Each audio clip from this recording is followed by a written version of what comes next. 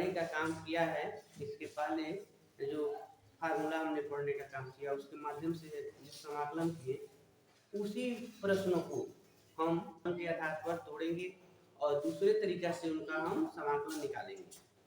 जैसे आंशिक भिन्न है क्या, तरह के आंशिक भिन्नों द्वारा समाकलन, यानी तरह की यदि किसी भिन्न को कई ऐसे भिन्नों में तोड़ दिया जाए, हमारे पास एक भिन्न है और उसको कई ऐसे भिन्नों में तोड़ दें कि उनके हर, अगर भिन्न के रूप में अंश और हर होंगे, अंश बाई हर के रूप में वो प्रश्न दिए जाएंगे। तो कह रहा है कि उनके हर दिए गए भिन्नों के गुणनखंड हो। अगर एक ही भिन्न को कई भिन्नों में तोड़ा जा रहा है तो उनकी हर पहले मूल वाले भिन्न के हर के गुणनखंड होना चाहिए। हर का गुणनखंड हो तो उन्हें आंशिक भिन्न कहते हैं। अब कहोगे कि कैसे ऐसा हो सकता है, कि जैसे कि मान लो, माना हमारे पास कोई एक भिन्न है 1/x² माइनस c², ठीक है। हमारे पास यह एक भिन्न हो गया, इसको हमने ऐसे लिख दिया 1/x प्लस a और x माइनस a।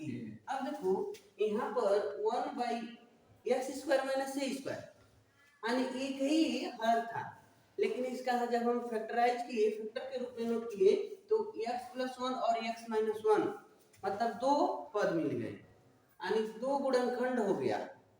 अगर इसका हम समाकलन करते हैं, पहले तो इनको हम तोड़ेंगे, तो इनको तोड़ेंगे, इनको 1/x प्लस a और x माइनस a जो है, इनको हम लिख देते हैं a upon x plus a plus b upon x minus a, इस टाइप कुछ लिख दिया जाता है। मतलब अगर दो गुणनखंड है तो दो बार हमने प्लस के रूप में लिख दिया, और यहाँ पर ये जो राशि हमने लिखा इसका वैल्यू हमको पता नहीं है। दो गुणनखंड है तो दो गुणन यानी हर रूप में लिख दिए, और ऊपर हम अचर राशि के रूप में इसको लिखे, इसकी वैल्यू हमको पता करना होगा कि अंश क्या होगा। अगर एक और यहाँ पर गुणनखंड होता तो प्लस c अपान उसको भी नोट कर देते, यानी जितने गुणनखंड होंगे प्लस करके उनको हर के रूप में नोट करते जाएंगे, ठीक है। तो इनका आपको समाकलन करना है, लेकिन इसके पहले आप 1/x² माइनस a² dx इसका समाकलन आप कर चुके हैं। इसकी पहले वाली प्रश्नावली में जितने हम सवाल पढ़े थे इसके आधार पर पढ़ लिए था। 1/2a log mod of x minus a upon x plus a plus c, यही हो रहा था। यानी ऑलरेडी पहले ये प्रतिस्थापन द्वारा हम लोग इसका समाकलन कर चुके हैं, लेकिन अब हमको आंशिक भिन्न द्वारा समाकलन करना है, तो हम इसी का यानी यहाँ पर नोट किए, अब इस टाइप प्रतिस्थापन के माध्यम से नहीं, हम इनका समाकलन आंशिक भिन्न के माध्यम से करेंगे, फिर भी हमारा सलूशन यही आएगा, ठीक है। चलो इनको हम आंशिक भिन्न के मतलब इसके तरीका से लगा रहे हैं और वो दिखा जाए आते हैं कि नहीं आता है, ठीक है। तो अब यहाँ पर हमने ऐसे लगाया, मान लो इसको ऐसे हमको सॉल्व करना है, समाकलन दिया तो दो फैक्टर हो गए, तो यहाँ पर लिखा गया है, मान लो माना आंशिक भिन्नों के रूप में इसको तोड़ा जाएगा, तो इस टाइप कर दिया गया। अब देखो 1/x प्लस a और x माइनस a, अब ये देखो इसका हर बराबर करते हैं, इन भिन्नों को जोड़ते हैं, तो हर बराबर है नहीं तो क्रॉस गुणा करेंगे। जब क्रॉस गुणा करेंगे तो a के साथ x माइनस a और प्लस b के साथ x प्लस a, और अपान हर हो जाएगा x प्लस a और x माइनस a।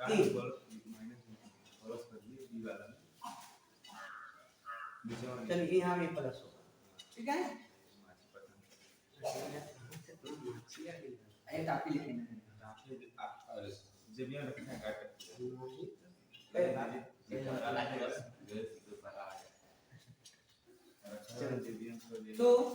तो देखो ऐसे नोट हो गया, तो देखो दोनों साइड में यह हर जो है इस हर से निगलेक्ट हो जाएंगे दोनों पक्षों में, तो 1 = a x minus a plus b X plus A.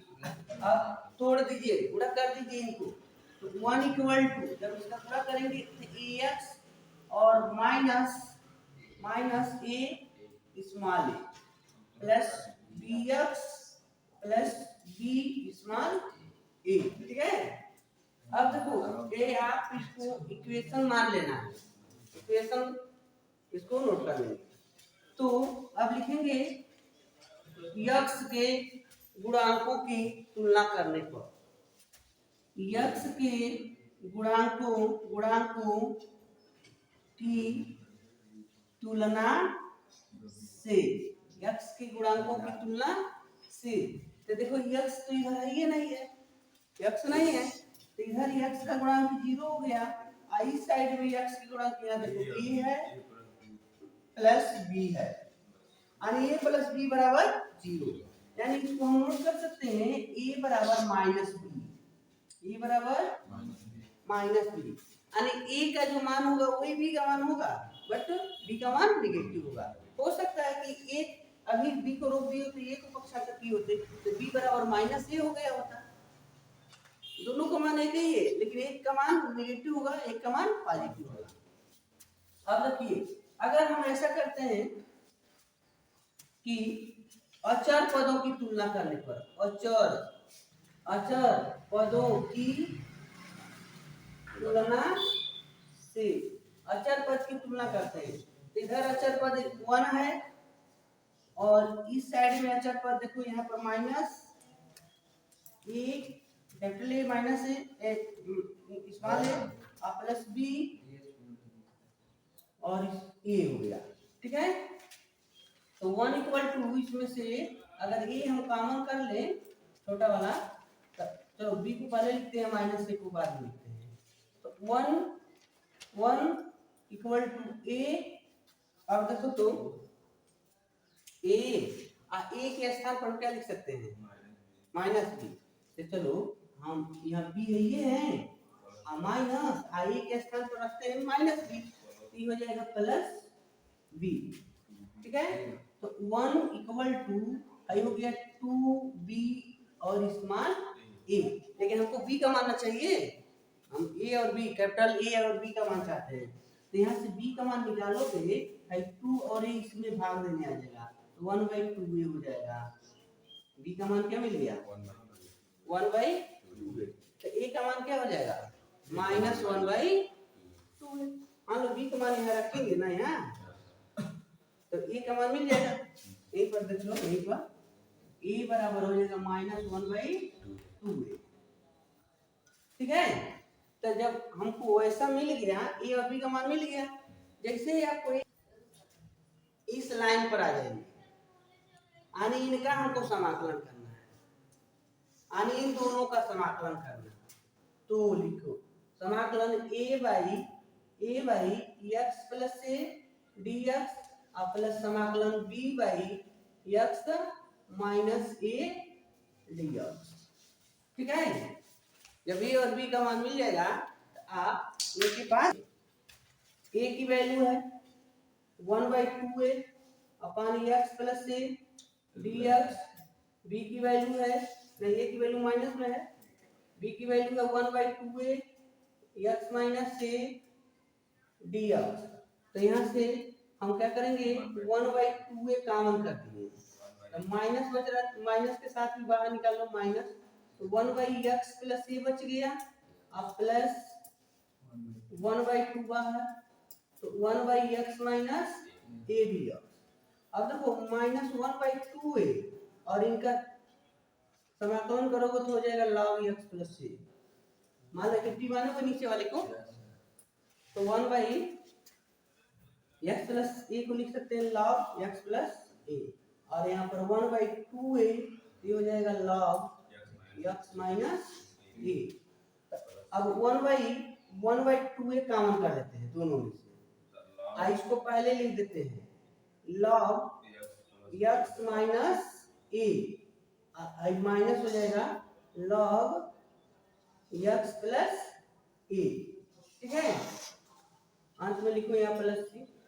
अब देखो बाबू 1/2a log m minus log n जैसा हो गया, ये हो जाएगा log mod of x minus c upon x plus c plus c। किनका हम सोल्यूशन निकाल रहे थे? एक्स स्क्वायर माइनस सी स्क्वायर का, एक्स स्क्वायर माइनस ए स्क्वायर का समाकलन कर रहे थे। ये देखो एक्स स्क्वायर माइनस ए स्क्वायर का समाकलन ऑलरेडी पहले से इसके पहले वाले प्रश्नावली के लिए पढ़े थे, और इसी को जब हम आंशिक भिन्न के रूप में तोड़ा तो वही हमको पुनः मान मिल गया। यानी जितने प्रश्न हम लोग पहले पढ़ चुके हैं उन्हीं को हम पढ़ेंगे, बट आंशिक भिन्न के रूप में उसको तोड़ा जाएगा और दूसरे तरीका से, मतलब इस तरीका से उनका हम समाकलन करेंगे। ठीक है, तो यह एक मान लीजिए कि आंशिक भिन्न के रूप में एक फार्मूले को हम लोगों ने सिद्ध किया, तो इसी के आधार पर और भी फार्मूला है जिनको हम लोग पढ़ने का काम करेंगे। वैसे आपको इसके आधार पर जो फार्मूला है आपको याद है, उन्हीं को हम लोग पढ़ेंगे और अभी आपको दिखाते हैं। पहले आप इसका क्या करेंगे, नोट कर लेंगे, उसके बाद आगे का हम आपको तो इसके मतलब जो हमने आंशिक भिन्नों के रूप में जो सिद्ध करने का काम किया, तो किस टाइप से आपसे सवाल पूछे जा सकते हैं और उसको कैसे कैसे आप तोड़ने का काम करेंगे, यहाँ पर हमने नोट किया, आपके बुक में भी दिया हुआ है। अगर प्रश्न देता है px प्लस क्यू, आंसर है px प्लस क्यू और हर फैक्टर के रूप में दिया है x माइनस ए और x माइनस बी, यानी दो गुणनखंड दिए गए हैं, तो उस कंडीशन में क्या करेंगे, अंश पर आप ध्यान नहीं देंगे, लेकिन अगर दो गुणनखंड है तो आप दो बार a और b लिखेंगे, a बट्टे प्लस b बट्टे, a बट्टे पहले गुणनखंड को नोट करेंगे प्लस b बट्टे दूसरे गुणनखंड को नोट करेंगे। यहाँ पर देखिए पुनः px प्लस क्यू अपन और x माइनस c का होल वर्ग दे दिया। यहाँ पर x minus c x minus b अलग अलग पद था, बट ये दोनों एक ही पद है, यानी दो गुणनखंड तो मिलेगा लेकिन दोनों एक ही है। तो जब एक ही रहेगा आप a अपान b अपान तो लिखेंगे, लेकिन a अपान यानी x माइनस c लिखेंगे प्लस b अपान जो पद है a माइनस b का होल वर्ग को टोटल उसको नोट कर देना होगा। अगर दोनों जो गुणनखंड होंगे एक ही पद होगा तब के लिए एक केस होती है। और देखो अगर आप अंश बट्टे हर के रूप में आता है, अंश जो है द्विघात समीकरण है, और जो आपका हर जो है तीन पद के रूप में दे दिया, तीन गुणनखंड दे दिया है। तो द्विघात रहे चाहे एक घात रहे या कोई मतलब नहीं है, वन ही केवल क्यों ना हो, लेकिन आपका जो यानी हर है तीन पदों में है, तीन गुणनखंड में है, तो आप तीन राउंड a बट्टे प्लस b बट्टे प्लस c बट्टे, यानी a बट्टे x माइनस a, b बट्टे x minus b plus c बट्टे x माइनस c, ऐसे नोट कर लेना है। उसके बाद a b c की वैल्यू निकालेंगे, तब आप इसी का समाकलन कर देंगे लाख के पदों में। यहाँ पर देखो अगर अंश a दिया है और हर x माइनस a का होल वर्ग और x माइनस b दिया है, तो यहाँ पर दो पद है एक ही जैसा और यहाँ पर यह अलग है। तो जो अलग है, ठीक है, इनको आप पहले नोट कर देंगे, इस वाले को आप पहले लिख लीजिए और उसके बाद या कोई भी इसमें से मान लो x माइनस a का होल वर्ग है तो इसको लिख लीजिए x माइनस a, और पुनः होल वर्ग वाला फंक्शन है तो इसको ऐसे ही नोट कर देंगे x माइनस a का होल वर्ग, और उसके बाद एक तीसरे वाले को यहाँ लिख देंगे x माइनस b। ठीक है, उसके बाद आप a b c के वैल्यू ज्ञात करेंगे, जैसे इसके पहले हमने सॉल्व करने का काम किया था। यहाँ पर देखो, यहाँ पर x माइनस a एक गुणनखंड दिया हुआ है और एक द्विघात समीकरण है जिसका हम गुणनखंड कर नहीं पा रहे हैं।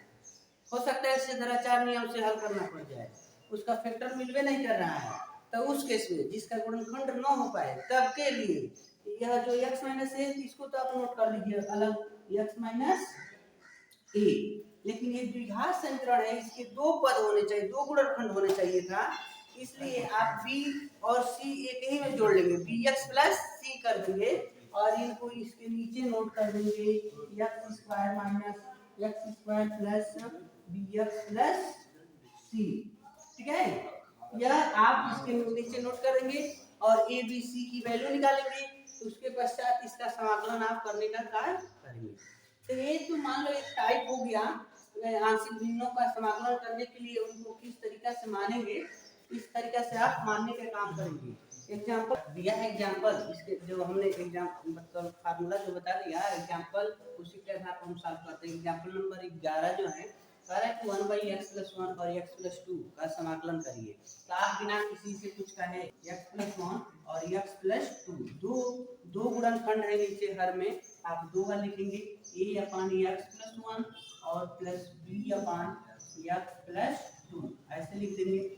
और बिना किसी से कुछ कहे 1/x+1 x+1 और 1 मान लो x+2 है, तो अब इनका क्रॉस गुणा कर लिखेंगे तो a x+2 और प्लस b के साथ हो जाएगा x+1 अपान x।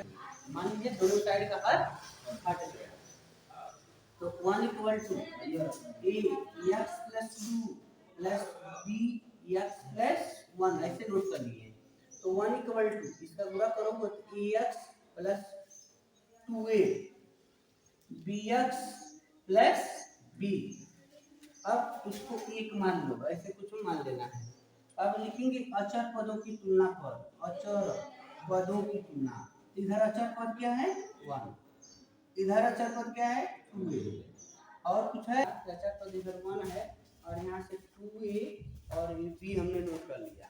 अगर हम ऐसा बात करते हैं कि x के गुणांकों की तुलना करने पर, x के गुणांकों की तुलना करने पर, तो इस साइड में तो x है ये नहीं है तो इधर 0 लिखेंगे और इस साइड में x है जिसका गुणांक a है और प्लस एक b है, a प्लस b या a बराबर माइनस b ऐसे नोट कर लेंगे।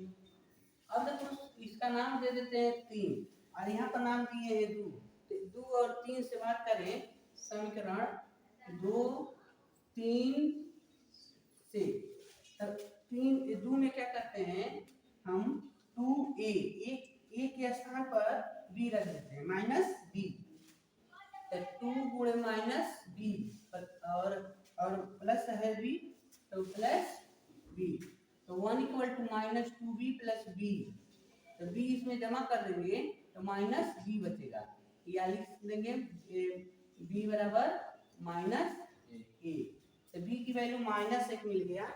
अब b की वैल्यू -1 जब यहाँ रख देंगे तो a का मान +1 मिल जाएगा। ठीक है, अब हम समाकलन कर देंगे इस वाले लाइन का, इसका ही समाकलन करेंगे तो लिखेंगे समाकलन a/x+1 dx और प्लस b/x+2 dx। तो a की वैल्यू हमको 1 मिला है तो अब a के स्थान पर 1 लिख देना है और x+1 dx और b की वैल्यू -1 है तो -1/x+2 dx। तो इनको जब x² नहीं है, ऐसा कुछ नहीं है तो log लिख देना है, सीधे log x+1 माइनस कॉमन कर लेंगे तो प्लस माइनस हो जाएगा और फिर इनको लिख देंगे log x+2 प्लस c। तो log m का फार्मूला बन गया तो लिखेंगे log x+1 अपान x+2 प्लस c। इस तरीका से आपका यानी जो हमको मिला था एग्जाम्पल नंबर 11, इनका समाकलन हमको मिल गया log x+1/x+2 प्लस c। इस तरीके से अगर मिलता है तो आंशिक भिन्नों का समाकलन आप कर लेंगे। ठीक है, अगर आपको वीडियो अच्छा लगेगा तो लाइक करिएगा और चैनल को सब्सक्राइब करिएगा।